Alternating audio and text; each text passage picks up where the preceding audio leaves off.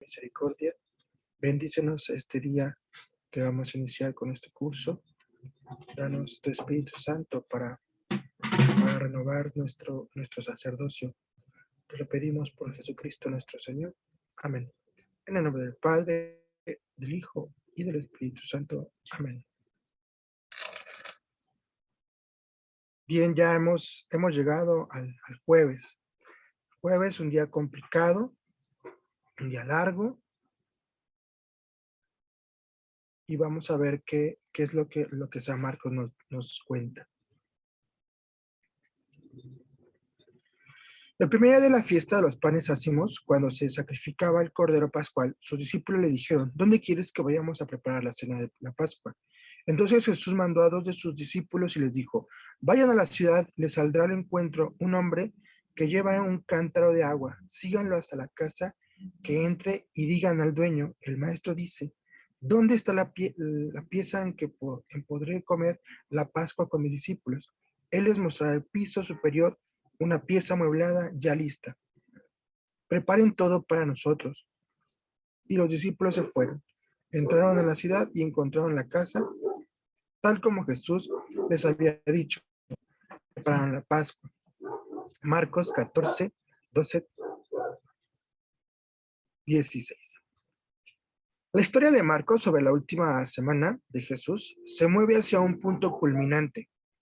El miércoles Jesús había sido ungido para la sepultura por una seguidora no nombrada y había sido entregado a las autoridades por uno de los 12 hombres más cercanos a él. Así tal cual. Lo que sabemos de Judas ya es una crítica que hemos hecho a través del tiempo, a través de la historia. Pero tal cual lo que dice Marcos es que Jesús fue entregado por uno de los hombres más cercanos hacia él, cercanos a él, gente que se reconocía frente a él como su seguidor. El jueves, los eventos se ponen en marcha, continuando el desarrollo del miércoles. Para la mayoría de los cristianos, la observancia del Jueves Santo, como lo conocen habitualmente, da comienzo a la parte más solemne de la más sagrada de las semanas del año cristiano. Aquí inicia un antes y un después. Aquí nuestro corazón, nuestra intención del corazón debe de entrar en una postura solemne. Debemos entrar en una actitud de solemnidad porque es el comienzo de una semana, una parte de la semana de las más sagradas. Junto con el Domingo de Ramos y el Viernes Santo, claro. Y el Domingo de Pascua, el más importante. Es el día más conocido de la Semana Santa. El Jueves Santo está lleno de drama. En la noche, Jesús celebra la última cena con sus seguidores y reza por la liberación en el Getsemaní. Es traicionado por Judas, negado por Pedro, abandonado por el resto de sus discípulos, arrestado en la noche. Es después interrogado y condenado a muerte por el sumo sacerdote y su consejo de sacerdotes. Los colaboradores locales de la autoridad imperial. Todo esto sucede antes del comienzo del día viernes. Entonces vamos ubicándonos. Regularmente Hollywood nos presenta una serie de imágenes revueltas que no sabemos qué día sucedió tal cosa. Algunas cosas que sucedieron jueves, nos las ponen que sucedieron el viernes, entonces después ya no sabemos cuándo fue que se le entregó, cuándo se juzgó. Incluso yo pertenezco a un grupo, no voy a decir el nombre, de investigadores que según ellos, leyendo las escrituras, pues Jesús no resucita pues, un domingo, ¿no? Pero bueno, entonces, pero viene de aquí, de todo ese revoltijo que de cierta forma, Hollywood nos educa, o sea, sí nos educa nuestro pensamiento. Pero pues, lamentablemente, las personas en las que se recargan para hacer sus películas, pues no, pues no tienen nada de exégesis, o sea, nada de Biblia. Incluso la más reciente, ¿no? De Mel Gibson, que es como la más, en cuestión de efectos, pues la más interesante, la más actual. Incluso esa misma película. Porque, ¿cómo se excusa? En que según está basado en las visiones de María, se me olvidó el nombre, de una vidente, de una mística. Entonces, pero independientemente, mucha gente cuando ve esas películas, pues creemos que como lo están presentando, así sucedieron. Entonces, Marcos, el día jueves, nos explica bien todas las cosas que sucedieron el día jueves, lo que corresponde al día jueves. Entonces, sí pudiéramos ir tomando imágenes que conocemos de Hollywood para ir en nuestra mente, ir haciendo como esta secuencia imaginaria. Los colaboradores locales de la autoridad imperial. Todo esto sucede en el comienzo del día viernes. Antes del comienzo del día viernes. Dando que estamos siguiendo los indicadores de tiempos, según el relato de Marcos, nuestro tratamiento del viernes en el próximo capítulo comenzará en el alba. Luego amaneciendo, empieza la historia de Marcos. Cuando Jesús es entregado por las autoridades del templo al gobernador imperial. La última cena. Una red de significados. Al parecer, llegó Jesús con los 12, y mientras estaba a la mesa, comiendo, Jesús les dijo: les aseguro que uno de ustedes me va a entregar, uno que come mi pan. Ellos entristecieron mucho al oírle y empezaron a preguntarle uno a uno: ¿seré yo? Él le respondió: es uno de los 12, uno que moja su pan en el plato conmigo. El Hijo del Hombre se va conforme dijeron de él las Escrituras, pero pobre de aquel que entregue al Hijo del Hombre. Sería mucho mejor para él no haber nacido.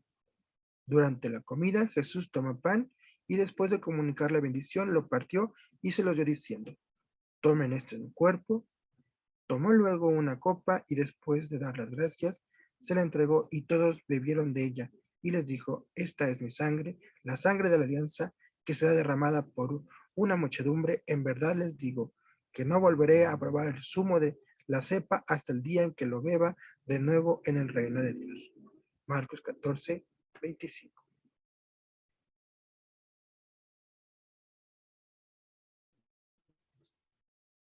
De acuerdo a los evangelios, incluido Marcos, compartir la mesa, compartir la comida, un dato. Tenemos que nos dibujan la última cena en una mesa. Hago un paréntesis. Está la mesa y está Jesús. Esa es muy conocida por Da Vinci, ¿no?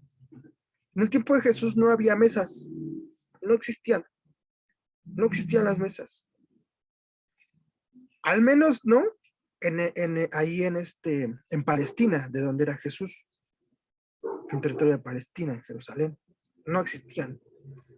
Por eso, cuando Marcos dice que se acostó a la mesa, cuando vemos a Jesús que se acuesta a la mesa, no es que se suba a la mesa y se acueste en la mesa. Las mesas no existían. ¿Qué existía? Una serie de taburetes o cojines y la mesa pues era una alfombra, o sea, se comía en el suelo y en platos y sin cucharas.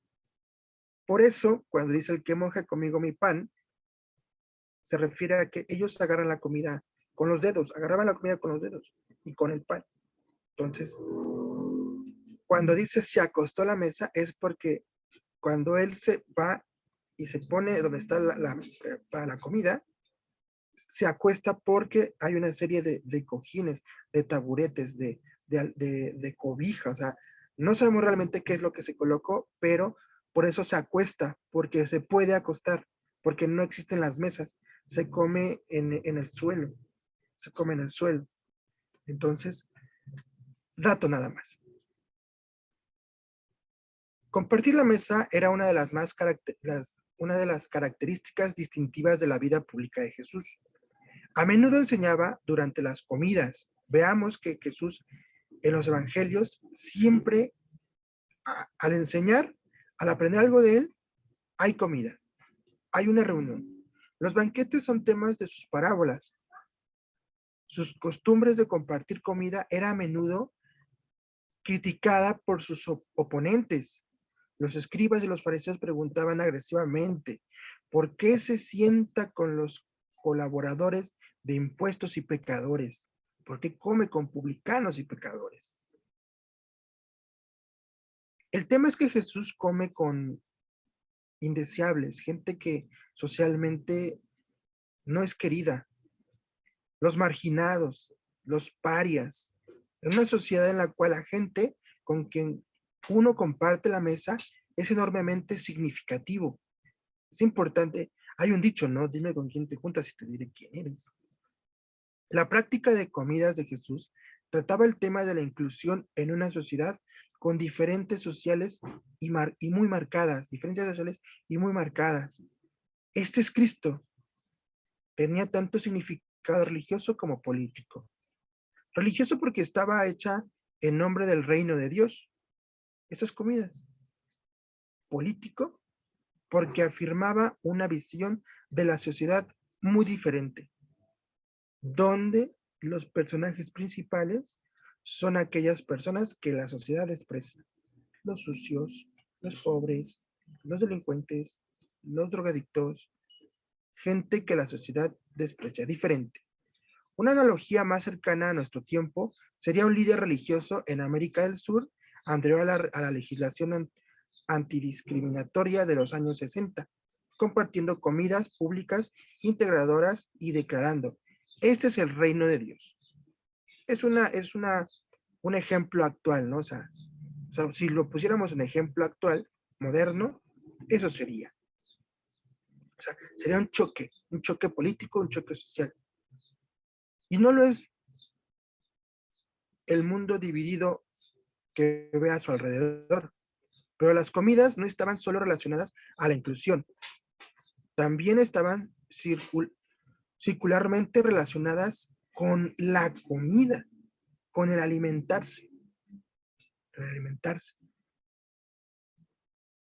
Las comidas de Jesús no eran rituales en los cuales el alimento tenía solo o primordialmente un significado simbólico, no.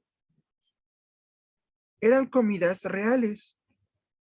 No era un bocado o un sorbo como lo es la práctica nuestra eucarística, no. Para Jesús la comida real, el pan, era importante, muy importante. En sus enseñanzas, el pan simbolizaba la base material de la subsistencia, del motor de la vida, de la fuerza del ser humano, de la alegría y la armonía de la sociedad. Como un Padre Nuestro. Inmediatamente después de la petición, venga a nosotros tu reino, así en la tierra como en el cielo, dice. Danos hoy el pan de cada día. Dice Benedicto XVI, como teólogo, que cuando pedimos el pan nuestro de cada día, sí pedimos, claro, el pan, ese pan físico. También pedimos el pan eucarístico. Pero dice Joseph Ratzinger, también pedimos ese pan escatológico, ese pan que no conocemos. ¿Con base en que dice Jesús? Yo tengo un alimento que ustedes no conocen. Y entonces decían los discípulos, ¿le habrá traído de comer? O sea, pues en el pensamiento humano, ¿no? Y entonces él les dice, mi alimento es hacer la voluntad de mi Padre. Para darles una respuesta. Pero dice Ratzinger que hay un alimento celestial que solamente en el cielo se conoce, pero que el maná, las palabras estas que le acabo de comentar, las palabras del Padre Nuestro, nos dan una intuición a saber de ese pan celestial. Entonces, dice, cuando pedimos el pan, pedimos, claro, el pan físico, el que en nuestra mesa, el pan eucarístico, pero también el pan del cielo. Para la audiencia campesina de Jesús, el pan, suficiente alimento para un día, era una de las dos cuestiones centrales de la supervivencia en sus vidas. ¿Por qué? Porque son comunidades, a pesar de que hay un territorio, Jerusalén, un templo, son comunidades en su mayoría nómadas, que viven en el campo, viven como comerciantes, viven pastoreando ovejas. Entonces, el pan que ellos comían en Palestina era un pan sin levadura, lo conocemos, como una tortilla gruesa. Incluso ustedes pueden ir a conseguir pan árabe, y van a ver que es como una tortilla gruesa. Ese es el pan que comían ellos. Entonces era una forma rápida ¿cómo se dice?, de preparar pan, y además fácil de transportar, además que duradera. La otra era el deudamiento. La última cena continúa y culmina en el énfasis de Jesús en la comida y alimento como justicia de Dios. Tomen mi cuerpo, este es el pan, tomen mi cuerpo, tomen el vino, esta es mi sangre. Así culmina las comidas de Jesús en la última cena. Así culmina todos los años que se escribieron aquí en los evangelios y aquellos años que no se escribieron de Jesús. Dice Juan, el apóstol, el evangelista, si escribiéramos todo lo que hizo Jesús, no nos cabrían estos libros. Aquí culmina.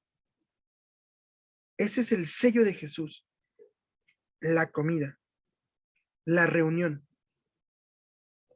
el alimentarnos, porque es la fuerza vital de subsistencia para sus seguidores, el pan. Un eco de alimento de los 5,000. Marcos usa 4 verbos para narrar los hechos por Jesús durante la última cena. Dice, tomó, dice, bendijo, dice, partió y dice, dio.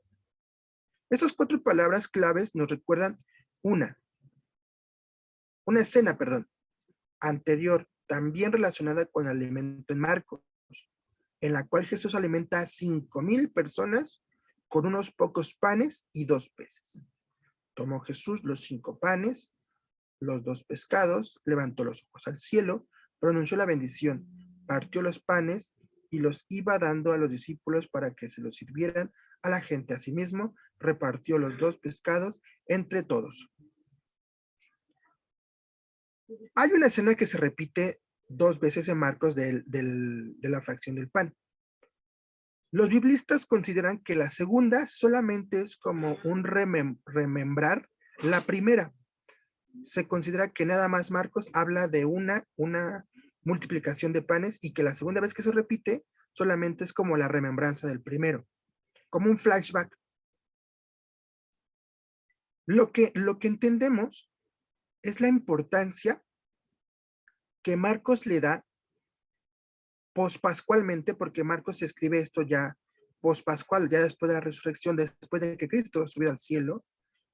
Marcos hace tanto énfasis en la multiplicación de los panes, en volver a repetir lo de la multiplicación de los panes, y en poner las frases de la última cena en la multiplicación de los panes, como si quisiera dejarnos en claro lo que hablé hace un momento. La importancia de la convivencia en el alimento de Cristo. La importancia de convivir y relacionarnos con Cristo. Hoy en día hay un método, el método de la doctrina social cristiana, que dice ver, juzgar y actuar. El método de la bicicleta también se conoce, la metodología. En el actuar también está el celebrar. No necesariamente es que se haga algún círculo de taller, no. El celebrar, después de algún taller, después, es una práctica, es el agape, es una práctica cristiana, y que en muchas comunidades se ha olvidado, incluso en la misma casa, después de que vamos a misa, después de que vamos, por ejemplo, hoy a la cena del Señor, se nos olvidamos llegar a casa y celebrar, no sé, con un café, con unas galletas, la convivencia de la comida en el hogar, ¿no? O incluso si hay posibilidades, pues algo más, más elaborado, pero que sea signo de que venimos de celebrar esto, porque ese es el agape. Jesús enseña el agape en la comida. Jesús, ¿qué es el agape? El amor. Cristo es amor, Cristo es agape. Entonces, la práctica del amor, la práctica del agape está en el alimento, en convivir en torno al alimento. Y Marcos nos hace mucho énfasis en esto. Una comida pascual. Como una comida pascual, la última cena de Jesús se enlaza con la historia del Éxodo desde Egipto, la historia del nacimiento de un pueblo con una nación. El relato primordial de ellos fue una historia de cautiverio, emancipación y liberación, la historia más importante que conocían. La Pascua era y es la gran celebración anual judía del mayor acto de liberación de Dios.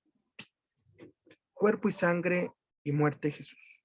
La historia de Marcos sobre la última cena deja implícita las conexiones de la Pascua judía, lo que se hace explícito en la conexión de la muerte inminente de Jesús, y esto lo hace con las palabras institucionales, conocidas por los cristianos, por su utilización en la cena del Señor. Tomó pan y después lo pronunció y bendijo, lo partió y se lo dio diciendo, tomen, este es mi cuerpo. Tomó luego una copa y después de dar gracias, la entregó a todos y bebieron de ella y les dijo, esta es mi sangre, sangre de la alianza que será derramada por una muchedumbre. Jesús ora por la liberación, reza, vamos al huerto de Getsemaní. Pasamos de la cena al huerto de Getsemaní. Jesús ora por la liberación, reza para que esa hora pueda pasar, para que esa copa le fuera apartada, ambas, hora y copa. Se refieren a la inminente tortura y muerte cruel. No es sorprendente que prefiriera no pasar por ellas, sin embargo, se entrega. Pero no se haga lo que yo quiero, sino lo que tú quieres. Una traducción más antigua nos resulta más familiar a algunos de nosotros. Dice así, pero no se haga mi voluntad, sino la tuya. Es importante agregar que esto no significa que la muerte de Jesús fuera la voluntad de Dios. Nada más lejano al deseo de Dios el que cualquiera de los mártires antes y después de Jesús no murieran. Sin embargo, podemos imaginarlos entregándose como lo hizo Jesús. Desde Pedro, Pablo, hasta Tecla, Perpetua, hasta Dietrich, Bonhoeffer y las monjas del Salvador, por ejemplo. La oración refleja no una resignación fatalista al deseo de Dios, no, sino una confianza en Dios en medio de las más nefastas circunstancias. No habla del terror que va a sufrir. Habla de la confianza en Dios dentro de esas circunstancias difíciles. Este es el mensaje de Marcos. Este es el verdadero mensaje de Marcos. No es Dios que está sufriendo. Es Dios es Cristo que nos muestra la confianza en Dios. ¿Cuántas veces nos han enseñado que pareciera que Jesús no quiere hacer las cosas, ¿no? No. Eso les voy a repetir, una interpretación de Hollywood, ¿no? Pero realmente Marcos nos está enseñando la brutal confianza que Jesús muestra ante Dios. No se haga mi voluntad, sino la tuya. Bien, Jesús es apresado. Llevaron a Jesús ante el sumo sacerdote y todos se reunieron allí. Estaban los sumos sacerdotes, los ancianos, los escribas, pero lo habían seguido de lejos hasta el patio interior del sumo sacerdote. Se sentó con los policías del templo, calentándose al fuego. Los sumos sacerdotes y todo el Consejo Supremo buscaban algún testimonio que permitiera condenar a muerte a Jesús, pero no lo encontraban. Varios se presentaron, porque recuerden que mucha gente lo respetaba y lo reconocía. Varios se presentaron con falsas acusaciones contra él, pero no estaban de acuerdo en lo que decían. O sea, uno decía una cosa, otro decía cosa, y había muy pocos. Algunos lanzaron esta falsa acusación. Nosotros hemos oído en lo que decía alguno, decir, yo destruiré este templo hecho por la mano de hombre y en 3 días lo construiré otro no hecho por hombre. Pero tampoco en estos testimonios estaban de acuerdo. Entonces el sumo sacerdote se levantó, pasó adelante y preguntó a Jesús, ¿No tienes nada que responder? ¿Qué es este asunto de que te acusan? Pero él guardaba silencio y no contestaba. ¿Por qué? Porque el juicio, los pasos del juicio judío era, si él respondía cuando había una acusación, cuando se estaba desde nuestra acusación, reconocía la acusación, entonces no respondía. De nuevo el sumo sacerdote le preguntó, ¿eres tú el Mesías, el Hijo de Dios? Entonces, cuando Jesús responde es porque está alegando que de lo que se acusa es inocente. Yo soy y un día verán, o sea, de lo que dicen, él, cuando el acusado respondía en el juicio, cualquier acusado, a la pregunta, daba fe de que estaba de acuerdo. Pero si no respondía, daba fe de que no estaba de acuerdo. Esta pregunta la responde porque está de acuerdo con lo que dice. Yo soy y un día vendrá el Hijo del Hombre sentado a la derecha del Dios Todopoderoso, viniendo en medio de las nubes del cielo. El sumo sacerdote rasgó sus vestiduras y horrorizado dijo, ¿para qué queremos ya testigos? Ustedes acaban de oír sus palabras blasfemas. ¿Qué les parece? Todos estuvieron de acuerdo que merecía la pena de muerte. Propiamente, el juicio, sabemos que todo el juicio, tanto el judío, perdón, tanto el del templo como el romano, fue deliberado, o sea, fue corrupto, o sea, no fue legal, no fue bien, porque él responde, esto le tuvo que haber dado propiciado a que se le volviera a interrogar, pero como responde, se salta en la regla de que él está respondiendo porque sí da fe de lo que está diciendo, y entonces se debe de seguir la interrogación para llegar después a determinar, pero aquí no se hace. Aquí lo que querían era acabar con Jesús.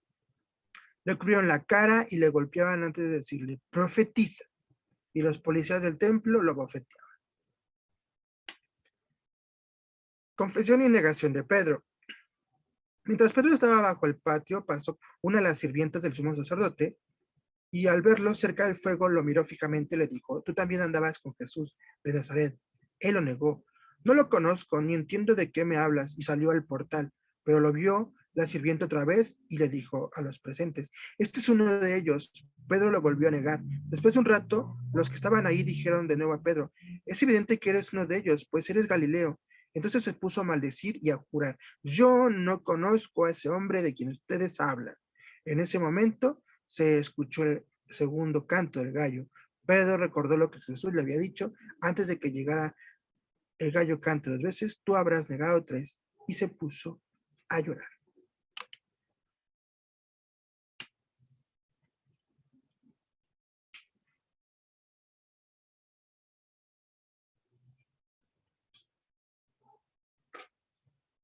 Esta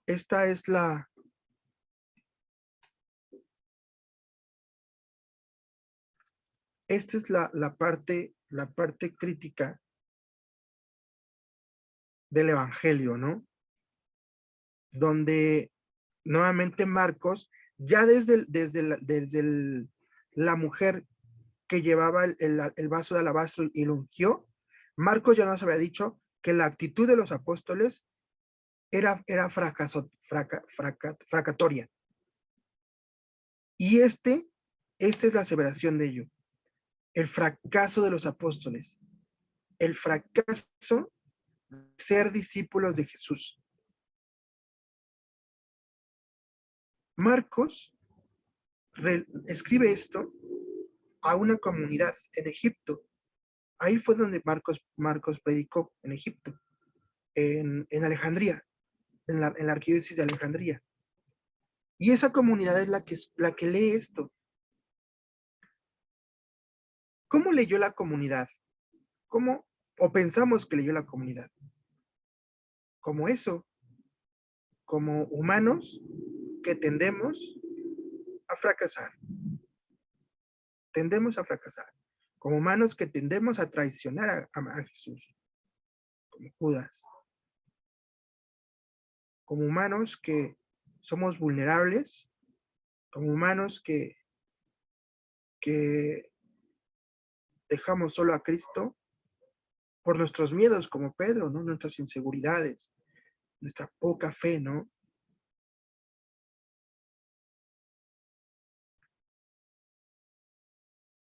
pero que somos parte de ese drama de Cristo.